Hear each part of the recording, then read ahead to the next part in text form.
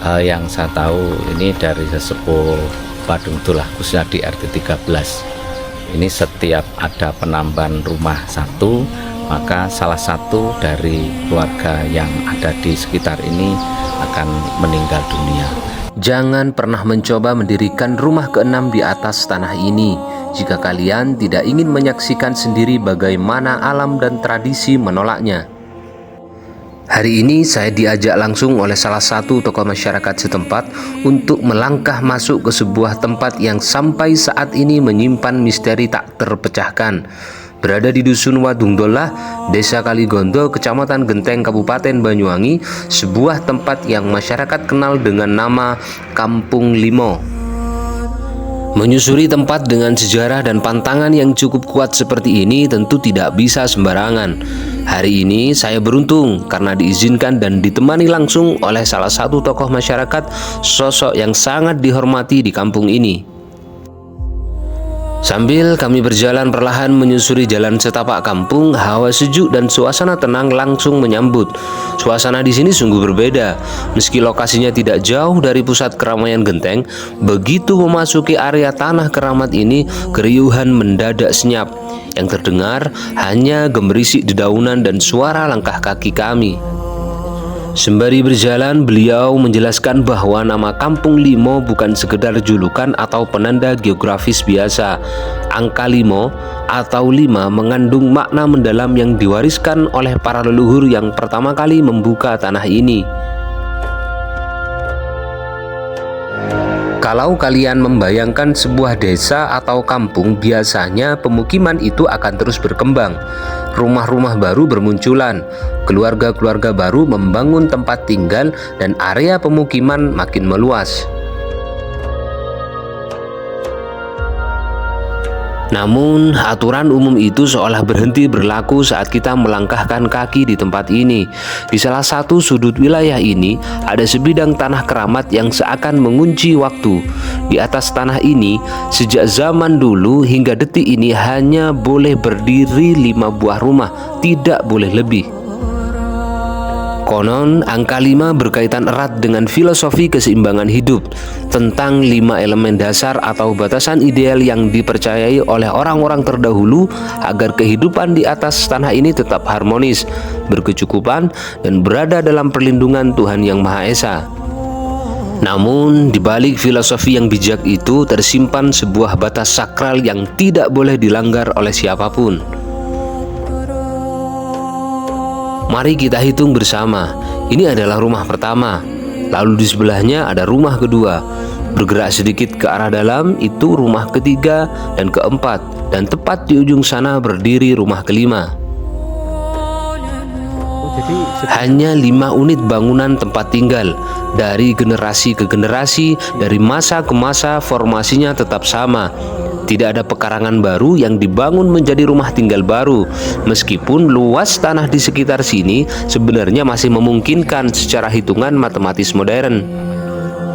Rasa penasaran itu tentu ada. Saya sempat bertanya, bagaimana jika ada yang nekat membangun rumah keenam?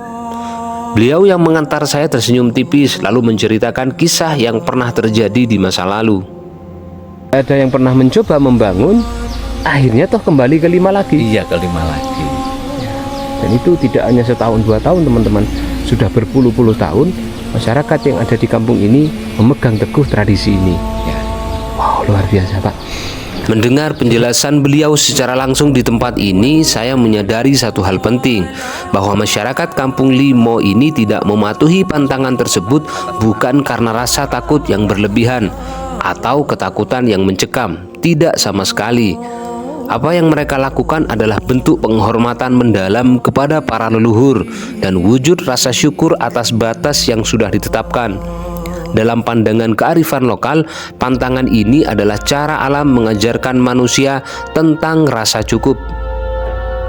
Di zaman modern seperti sekarang ini, di mana manusia seringkali merasa tidak pernah cukup, terus mengeruk tanah, membangun tambah batas, dan merusak keseimbangan alam demi eksploitasi, Kampung Limo hadir sebagai sebuah pengingat yang sangat kuat. bahwa ada kalanya kita harus berhenti, bahwa ada batasan yang diciptakan agar manusia, alam, dan lingkungan tak kasat mata di sekitar kita bisa hidup saling menghormati dan berdampingan secara damai. Petualangan di Kampung Limo ini memberikan saya banyak sekali pelajaran berharga. Sebuah pengalaman nyata bahwa di tengah pesatnya perkembangan zaman masih ada sudut-sudut wilayah kita yang secara teguh menjaga warisan tradisi dan batas-batas kearifan lokal. Kawan petualang Kang Zen, hari ini saya sedang berada di wilayah Kecamatan mana ini Pak? Kecamatan Genteng, Kecamatan Genteng, desanya Kaligondo, Dusun Wadung Tulah. Desa Kaligondo, Dusun Wadung Tulah, yang disebut dengan di sini adalah Kampung Limo, teman-teman. Di sini terkenal dengan nama tersebut karena hanya ada 5 rumah yang dari dulu sampai sekarang. Setiap ada tambahan rumah satu, maka pasti akan ada sesuatu yang menimpa salah satu penduduk di sini, teman-teman. Jadi jumlahnya dari dulu sampai sekarang itu hanya 5. Nah, seperti apa? Kita coba eksplor ke tempat ini, kita tanya-tanya langsung kepada salah satu tokoh masyarakat yang memang tinggal di wilayah kampung sana itu, teman-teman. Beliau adalah Bapak Imam Sujahid. Pak Imam Sujahid, sehat hari ini nggih? Alhamdulillah. Mohon maaf mengganggu jenengan, Pak. Saya dapat informasi bahwa ada sebuah kampung yang namanya Kampung Limo. Betul ya, Kampung Limo itu sejak dulu berarti hanya dihuni oleh 5 rumah. 5 rumah saja. 5 rumah saja. Mitosnya gimana itu, Pak? Yang saya tahu ini dari sesepuh Wadung Tulah, khususnya di RT 13. Ini setiap ada penambahan rumah satu, maka salah satu dari keluarga yang ada di sekitar ini akan meninggal dunia. Dengan adanya kejadian seperti itu, sehingga penduduk yang ada di Kampung Lima ini tidak berani lagi mendirikan rumah. Kalau toh tetap ada yang mau mendirikan rumah, berarti harus menanggung resiko. Dan itu kejadian itu sudah ada sejak lama berarti Bapak? Sejak saya tahu berada di daerah ini terdengar seperti itu. Ya kemungkinan ini sudah puluhan tahun yang lalu, tapi karena saya berada di sini mulai tahun 93 sampai sekarang jumlah penduduknya hanya 5 rumah. Cuma 5 rumah ya? 5 rumah. Informasinya juga sudah pernah ada orang yang melanggar pantangan ini ya Pak ya? Kalau yang melanggar itu sudah ada. Jadi pada saat itu saya tahu ada rumah yang dari bambu, sehingga kemudian ada yang mendirikan rumah yang dari bambu itu meninggal salah satunya, sehingga satunya dia harus dijadikan satu di keluarga yang ada di sini. Jadi tetap 5? Tetap 5 rumah. Itu dia teman-teman. Jadi rumah-rumahnya kalau kami lihat itu memang sudah permanen ya Pak ya, sudah bagus. Tapi kalau dibangun tidak apa-apa berarti ya? Dibangun tidak apa-apa karena sudah milik sendiri. Sudah milik sendiri. 1, 2, 3, 4. Oh ya ini teman, 3, 4, 5. Jadi hanya 5. Hanya 5. Wow. Sudah ada pernah yang mencoba membangun di sini teman-teman. Jadi hanya si kelipek ini ya Pak ya? Iya, satu tanah ini ya? Ini dari situ kan ada rumah yang belum jadi itu. Oh ya, rumah yang belum jadi. Batasnya pada ke sini. Oh. Jadi satu rumah lingkup ini. Iya, termasuk rumah yang belum jadi itu juga masuk ke wilayah ini. Oh bukan ya? Bukan, itu sudah bukan, lain ya Pak ya. Wow, ini adalah salah satu kampung yang keramat yang berada di wilayah ini. RT berapa? RT berapa? RT 13. RT 13 teman-teman. Dan sampai sekarang itu ditanam betul oleh masyarakat yang ada di sini. Ini satu keluarga yang di sini Pak? Bukan. Satu keluarga. Satu keluarga ya Pak ya. Luar biasa mitosnya ya Pak ya. Mengerikan juga ini. Kan ketemu dihantui apa itu sebenarnya tidak ada. Tidak ada ya Pak ya. Untuk yang sisi gaibnya apa siapa tidak ada ya. Aman-aman saja. Aman, ya. Hanya saja rumah yang ada di sini itu tidak boleh melebihi 5. Ya sebenarnya itu bukan aturan ya, sebenarnya Iya. bukan aturan, tapi Bukan aturan. kenapa kok bisa seperti itu? Kok bisa seperti itu ya? Sudah ada yang pernah mencoba membangun, akhirnya toh kembali ke 5 lagi. Iya, ke 5 lagi. Dan itu tidak hanya setahun 2 tahun teman-teman, sudah berpuluh-puluh tahun masyarakat yang ada di kampung ini memegang teguh tradisi ini. Ya. Wow, luar biasa Pak. Jadi kalau sudah di luar ini berarti boleh. Boleh. Jadi di situ ada batas. Ya sebenarnya bukan batas tanah miliknya orang sana dengan orang sini aja gitu. Gitu. Ini dia kondisinya teman-teman, adalah rumah-rumahnya. Subhanallah. Nih.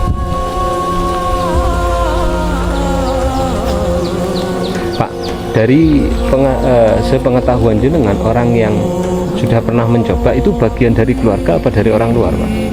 Orang luar. Orang luar. Orang luar. Nah, orang luar dulu ada membangun di sebelah utara ini, Iya. ini. Ternyata di situ ada mitos seperti ini sehingga orangnya tidak jadi. Nah, kalau yang mau bikin rumah ini yang termasuk ini yang rumah yang terakhir. Ini yang rumah terakhir, di situ dulu ada rumah gedek dari bambu. Oh, di sini ada rumah-rumah yang depan sana ya? Nah, depan sini ya, itu yang ada tumpukan batu dulu ada Oh, rumah. itu adalah rumah. Nah, kemudian ada yang bangun ini karena di situ orangnya memang sudah tua. Orang itu kemudian meninggal satunya dipindah ke sini. Kebetulan yang ini adalah keluarganya. Kemudian di belakang itu dulu juga ada rumah. Kemudian yang satu meninggal, satunya dibawa ke dekat rumah saya tadi. Itu dia teman-teman. Jadi ya selalu 5. Selalu 5. Ini dia. Jadi nama kampung ini bukan untuk keseluruhan teman-teman. Jadi hanya petak sebidang tanah ini ya Pak ya. Ini kurang lebih ada berapa hektar ini luasnya ini? Ya, kurang lebih ada 2 sampai 3 hektar lah di sini. 2-3 hektar di wilayah ini ya, ini ya. 2 sampai 3 hektar. Itu karena kalau di sebelah rumah sana itu kan sudah banyak orang gitu. Oh, Sudah banyak orang itu di timur rimbunan bambu itu. oh batasnya bambu itu ya Pak ya. Bambu, kemudian yang di sini ini ada batas rumah yang belum jadi tadi. Oh, iya. Di sini. Dan batas yang paling selatan itu adalah bambu juga teman-teman. Wow, keren. Pak, kalau untuk rumahnya 5 berarti untuk kakaknya saja gimana? Kakaknya ini yang setahu saya juga 5. Kakaknya juga 5. Kakaknya juga 5. Jadi ini setiap keluarga punya kakak sendiri. Ini tinggal satu orang ini juga punya kakak sendiri. Oh, jadi juga kakaknya pun 5 orang ya Pak ya. Dan dari dulu itu? Yang saya tahu begitu. Wow, itu dia teman-teman. Karena saat itu saya juga pernah menjadi ketua RT di RT 13 ini. Oh, itu Ya, pernah waktu jadi ketua RT juga ya Pak ya? Juga. Oh, itu dia teman-teman. Nah, coba kita lihat-lihat ke wilayah rumahnya Bapak. Mungkin selain dari 5 itu, 5 rumah itu mungkin ada pantangan khusus yang ditaruh di kampung ini Pak. Kalau pantangan masalah itu saya tidak ngerti, tapi sepertinya orang-orang ini kalau orang tidak ada. Jadi Tidak ada ya Pak hanya pantangan rumah itu saja. Rumah saja ya. Kalau kita lihat rumahnya sudah bagus dan permanen juga ya Pak. Yang ini juga sudah bagus, itu juga bagus teman-teman. Oh, dulu yang rumah yang gede yang batu ini ya Pak ya. Dan batasnya itu teman-teman hanya di ini pohon ini teman-teman.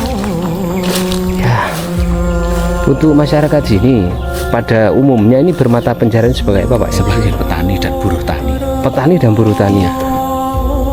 Sawah ya? Sawah. Oh, jadi punya padinya yang jelas. Ya, istilahnya apa? Itu menggarap sawahnya orang lain. Oh, sawah orang lain. Oh, ngedok ya kalau Ngedok. bahasa. Oh, Ngedok. Setahu saya di sini ini yang punya rumah, yang punya sawah sendiri ini. Ini pun punyaan orang tuanya sawahnya itu. sawahnya. Jadi ini. kalau ya setahu saya ini belum ada yang punya sawah. Jadi apa istilahnya buruh tani. Oh, buruh tani ya, betul Pak. Coba kita lihat ke batasannya Pak. Itu ada orang sepuh teman-teman. Penduduk sini ya Pak. Iya, itu rumahnya sebelah sana, sebelah jalan. Sebelah jalan. Wah, itu dia teman-teman. Oh, jadi sebelah ini dulu sungai. Katanya begitu. Kemudian sungainya dialihkan ke wilayah Oh, itu. di anu ya. Iya, apakah karena itu saya juga nggak ngerti. Katanya sungai dulu ke sana. Yang memindahkan sungainya ini orang yang punya sini mungkin ya. Ya bukan. Apa masyarakat mungkin? Masyarakat.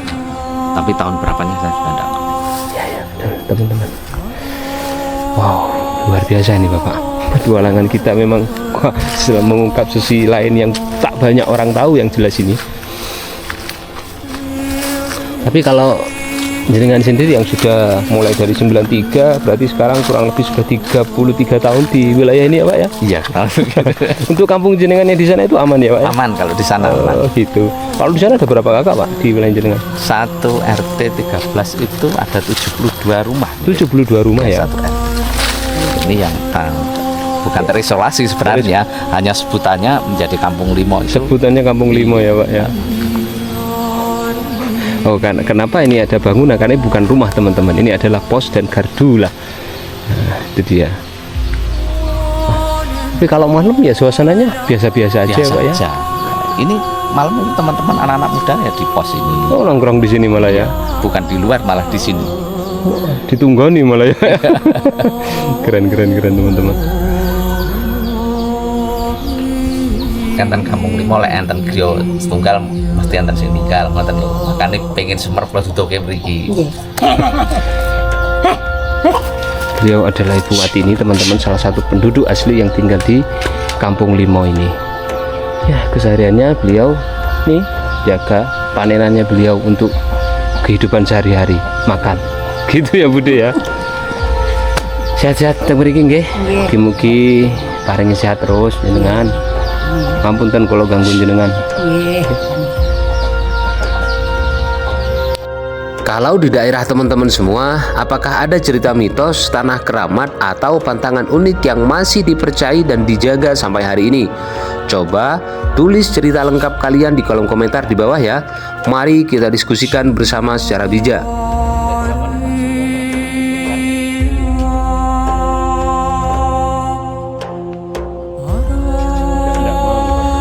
Saya Kang Zain, sampai jumpa di ruang rindu dan petualangan saya selanjutnya. Assalamualaikum warahmatullahi wabarakatuh. Salam satu jiwa.